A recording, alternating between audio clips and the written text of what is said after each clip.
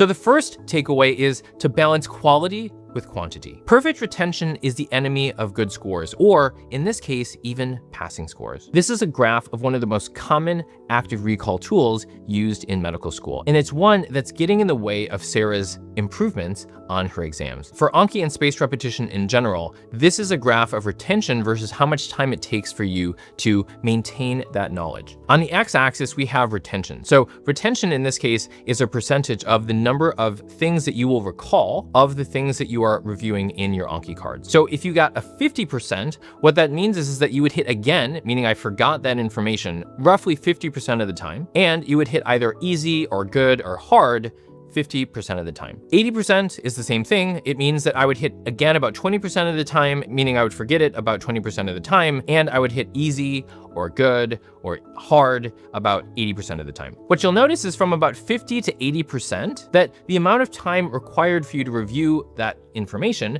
is about flat, meaning that it is much more efficient for you to target 80% retention than it is to target 50% retention. Now, Anki defaults to 90% retention, which makes sense because you can see that there is a slight increase in the amount of time per day that you would have to study Anki. Basically, you get an extra 10% of retention, which can make a pretty big difference on your exams. Now, look at what happens after 90%. From 90% to get to 99% retention, it is an exponential increase in the amount of time necessary to review this information.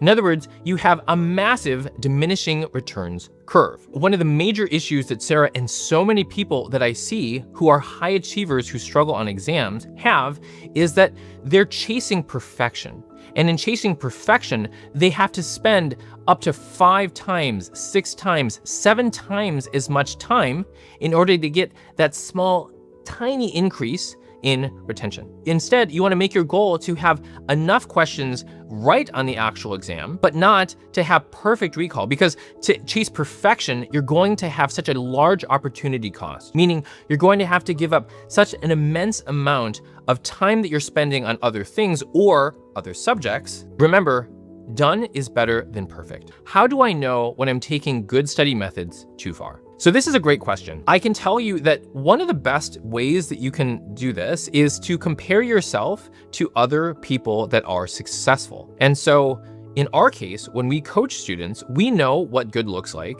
and we know what too much looks like. So for example, for Anki, if you're using Anki, a good rule of thumb is that you should never spend more than an hour to review 100 old cards. In other words, if you've seen that card before and you're going through your previous reviews, it should never take you more than an hour. In my case, I do about 100 reviews in a day in maybe 20 to 30 minutes. One thing that people struggle with when they're using Anki is that they will think, oh my gosh, I need to remember everything about everything on this entire card. And so when they do this, again, they're taking a good thing too far. They're letting perfect become the enemy of good. That's for Anki, right? 100 cards, old review, 1 hour should be more than enough. Probably, ideally, it should be closer to 20 or 30 minutes. In terms of UWorld questions, in general, I say in order to do 10 questions and in order to review them properly, it shouldn't take you more than an hour. Now, if you're gonna do a deep dive, if you're going to learn